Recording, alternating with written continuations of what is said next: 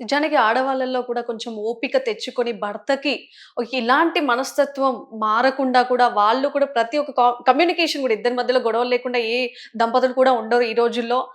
మరి ఇలాంటి ఒక మనస్తత్వానికి మారే కంటే ముందే భార్యలు గ్రహించడం కానీ, ఏదైనా గమనించడం కానీ చేసి ఓపికగా వాళ్ళు కూడా ఉండి చెప్పినట్టుగా విని కాస్త భర్తకి సహకరిస్తే ఆయన మనస్తత్వం కూడా ఇలా మారకుండా ఇలాంటిదేమైనా మనం అనుకోవచ్చా? సహకరించేలాగా?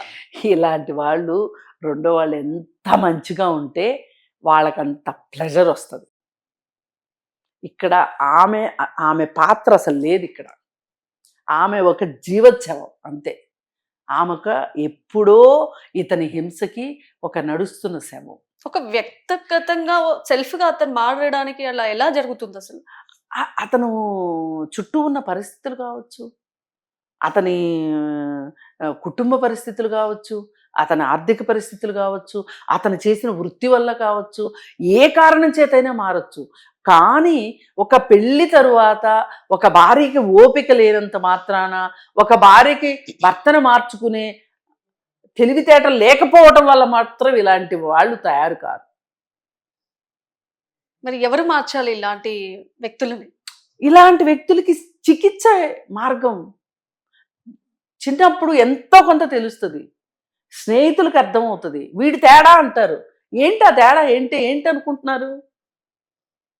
అదే కొన్ని సైన్స్ ఉంటాయి. తల్లిదండ్రులకు అర్థం కావాలి సైకలాజికల్గా. అసలు ప్రీ మ్యారిటల్ కౌన్సిలింగ్ కావాలి ఖచ్చితంగా. అది చదువుకున్న వాళ్ళ చదువుకోని వాళ్ళ ఏదన్నా కానివ్వండి, ప్రీ మ్యారిటల్ కౌన్సిలింగ్ కావాలి. అలాగే పెళ్లి తర్వాత ఒకవేళ గొడవలు వస్తుంటే మ్యారిటల్ కౌన్సిలింగ్ కావాలి. విశ్లేషించుకోవాలి. నేను మగాడిని, నేను ఏమైనా చేస్తా, నన్ను ప్రశ్నిస్తారా అనే మనస్తత్వం ఈ రోజుల్లో నడవదు. ఇలాంటప్పుడు జాగ్రత్త పడేది నిజంగా మహిళలకి చాలా ఉందనే చెప్పుకోవాలి. ఎందుకంటే ఇప్పటివరకు సమాజంలో అయితే పెళ్లి అవ్వక ముందుకు అమ్మాయిలు బయటికెళ్తే హత్యలు ఇలాంటివి జరుగుతున్నాయి. ఇతరులతో జరుగుతూ ఉన్నాయి. రేప్ చేసి చంపేయడం కానీ ఇలాంటి అనేకంగా కూడా జరుగుతున్నాయి. ఇప్పుడేంటంటే ప్రతి మహిళలకే కాదు, ఇప్పుడు గర్భిణీ స్త్రీలు ఇప్పుడు మనం చూస్తూనే ఉన్నాము. కంటిన్యూయస్‌గా 3 రోజుల నుంచి కూడా ఇలాంటి హత్యలు జరుగుతున్నాయి. అలాంటిది ఒకటి మనం అంశంపై తీసుకుంటే భార్యలకి తన ఇంట్లోనే రక్షణ లేకుండా ఇది కుటుంబ హింస. ఈ కుటుంబ హింస గురించి ఎంత మాట్లాడుకున్నా తక్కువే. ఈ కుటుంబ హింసలో నోరు తెరిచి నేను ఇబ్బందిలో ఉన్నాను అంటే తల్లిదండ్రులు వినరు, అత్తమామలు వినరు. అసలు మొగుడు వినేవాడైతే ఇక్కడ దాకా ఎందుకు వస్తుంది? రాదు. అందుకని ఏంటి అంటే అసలు ఈ ఈ కుటుంబ హింస గురించి చట్టాలు ఉన్నాయి. మనకి డొమెస్టిక్ వైలెన్స్ యాక్ట్ ఉంది. మరి చట్టాలున్నా చట్టాలదే ఒకసారి పోలీస్ స్టేషన్కి వెళ్ళామంటే ఇంకా ఆ కుటుంబం చక్కబడదు అనుకోవటం. ఆ పోలీస్ స్టేషన్కి వెళ్తే కూడా పోలీస్ స్టేషన్లో ఏం చెప్తున్నారు? భర్త నాకు కొట్టకుండా ఉంటాడా? ఇప్పుడు ఈమె వివాహేతర సంబంధం గురించి చెప్పింది అనుకోండి, ఓహో నీకు అది నచ్చట్లేదా వివాహేతర సంబంధం, విడాకులు వేసుకో, డివోర్స్ కేసుకో. అంటే పెళ్ళిళ్ళు చేసినది విడాకులు తీసుకోవడానికా? అవసరమైతే తీసుకుంటాం, కానీ ప్రతి పెళ్లి విడాకులు అవ్వాలని లేదుగా ఎక్కడ. అసలు అతను చెప్పే పరిస్థితి కూడా లేదు మేడం. నిజంగా చెప్పాలంటే దంపతులు వెళ్ళడంతోనే డైవర్స్ కావాలి అని కూడా వాళ్ళు వెళ్ళడం జరుగుతుంది. పోలీస్ స్టేషన్‌లో కూడా అలాగే జరుగుతుంది. ఇప్పుడు సుప్రీంకోర్టు తీర్పులు అలాగే చచ్చినాయి. ఇవన్నీ ఆ సుప్రీంకోర్టు తీర్పు రావడం దగ్గర నుంచి పురుషులు మరీ బరితెగించిపోయారని చెప్పొచ్చు. మనం ఇక్కడ చూడాల్సిన న్యాయస్థానాలు కూడా చాలా శిక్షల పరంగా మారాలి. న్యాయస్థానాలు సంవత్సరాల తరబడి కేసులు నడిచి అదొక గోల. ఇప్పుడు 4-5 సంవత్సరాల క్రితం ఇచ్చిన ఒక తీర్పు ఏదైతే ఉందో, దగులుబాజీ తీర్పు, వివాహేతర సంబంధాలు తప్పు కాదు అని ఇచ్చిన తీర్పుని మగవాళ్ళు ఇష్టానికి వాడుకుంటున్నారు. ఇష్టానికి వాడుకుని అలా ఇష్టానికి వాడుకునే వాళ్ళని గ్లోరిఫై చేసి చూపిస్తున్నాయి కొన్ని ఛానల్స్. వాళ్ళు ఇంటర్వ్యూలు ఇస్తున్నారు. సమాజం అలా మారిపోతుంది. నీకు విడాకులు తీసుకోకుండా ఇంకొక స్త్రీతో సహజీవనం చేసే హక్కు లేదు అని చెప్పి కోర్టు చెప్తుంటే, వివాహేతర సంబంధాలు తప్పు కాదు అంది కోర్టు కాబట్టి మేము కలిసి ఉంటాము అని చెప్పటం అంటే వీళ్ళకి అవకాశంగా వాళ్ళు వాడుకుంటున్నారు. ఈ వాడుకోవడం వల్ల ఏమవుతుంది అంటే చూసే వాళ్ళకి సమాజంలో ఓహో వాడికి డబ్బులు ఉన్నాయి కాబట్టి వాడు వివాహేతర సంబంధం నడపగలుగుతున్నాడు, ఆ? నేనెందుకు చేయలేదు? నేనెందుకు చేయకూడదు? ఇప్పుడు గురుమూర్తికి రెడీగా ఒక అమ్మాయి ఉంది పక్కన, అవును. ఈ భార్య పోగానే అమ్మాయితో కలిసి ఉండటానికి అవకాశం ఉంది, అడ్డు తొలగించుకోవాలనుకున్నాడు. ఇప్పుడు ఫర్ ఎగ్జాంపుల్ వైజాగ్లో స్టోరీ ఏంటి? ఆ దువ్వాడ సీను, దువ్వాడ దివ్యల మాధురి స్టోరీ ఏంటి?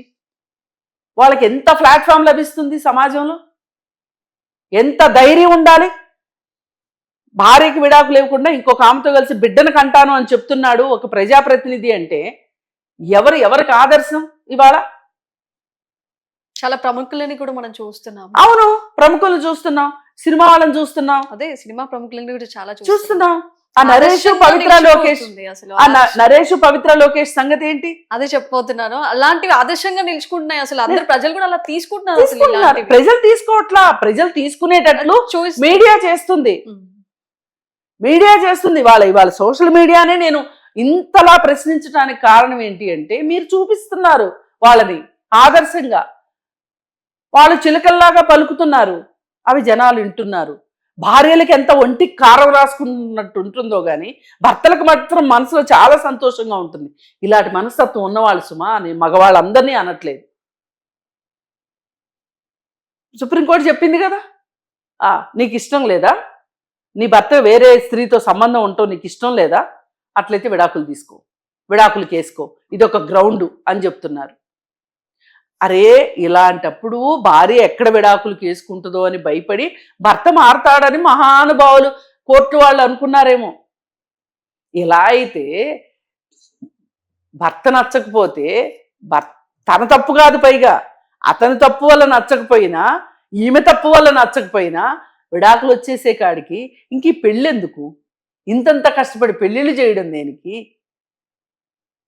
పెళ్లి తర్వాత ఆడవాళ్ళ జీవితాలు ఏమవుతున్నాయి? వంటింటి కుందేళ్లుగా మారుతున్నారా? ఉద్యోగాలు చేసేవాళ్ళు కూడా ఉద్యోగం చేయొద్దంటే మానేయాల్సి వస్తుందా? ఒక స్త్రీ చెప్పగలదా తనకు ఉద్యోగం, నా ఉద్యోగం చాలా బాగుంది, నువ్వు ఉద్యోగం మానేయని ఒక స్త్రీ పురుషుడిని అనగలదా? కానీ పురుషుడు అనగలుగుతున్నాడుగా. ఈమె ఈ ప్రొఫెషన్ మర్చిపోతుంది, ఈమె ఈ సర్టిఫికెట్లు అటక మీద పెట్టేస్తుంది, ఏమి చదువుకుందో కూడా ఏమో మర్చిపోతుంది, అన్నీ అయిపోతాయి. ఒక ఫైన్ డే ఆ భర్త నేను ఇంకొక ఆమెతో ఉండాలనుకుంటున్నాను, నా మనోభావాలన్నీ అక్కడనే బందీ అయిపోయినాయి అంటే ఈమె అరే నాకు ఇది నచ్చలేదు అని విడాకులు కేసుకోవాలా? ఇంకా అలాంటప్పుడు పెళ్లికి అర్థమేముంది? సో మొత్తం మీద మీరు ఏమంటారు? ప్రజల్లో ఒక అవగాహన రావాలంటే ఎలాంటి చికిత్స ఉండాలి ఇలాంటి మనస్తత్వం ఉన్న గురుమూర్తి లాంటి వ్యక్తులకి? గురుమూర్తి లాంటి వ్యక్తుల్ని పెళ్లికి అబ్బాయికి ఉద్యోగం ఉందనో, చూడ్డానికి అర్థంగా ఉన్నాడు, శోభన్ బాబులో ఉన్నాడనో, లేకపోతే ఆస్తులు ఉన్నాయనో, ఇంకోటో వెనకమాల పిల్లలకి పెళ్ళిళ్ళు కావాలనో ఆడపిల్లలకి పెళ్ళిళ్ళు చేయకండి. ఒక ప్రెషర్ పెట్టొద్దు అంటారు. ప్రెషర్ పెట్టొద్దు. మీరు పెట్టకుండా ఆడపిల్లని ఉద్యోగం వచ్చేదాకా, ఉపాధి వచ్చేదాకా చదువుకొనివ్వండి, తన కాళ్ళ మీద తను నిలబడినివ్వండి. అదే ఈమెకి ఒక ఆర్థిక స్వాతంత్రం ఉంటే, ఆర్థిక స్వాతంత్రం ఉన్నా కష్టాలు పడేవాళ్ళు ఉన్నారు, అది వేరే విషయం. ఆర్థిక స్వాతంత్రం ఉంటే ఇలా బలైపోయి ఉండేదా? ఇప్పుడు జరిగిపోయాక శిక్షలు ఎలాగూ పడతాయండి, అది కాదు మనం మాట్లాడుకోవాల్సింది. అసలు ఇలా ఎందుకు జరుగుతుంది అని ఆలోచించండి.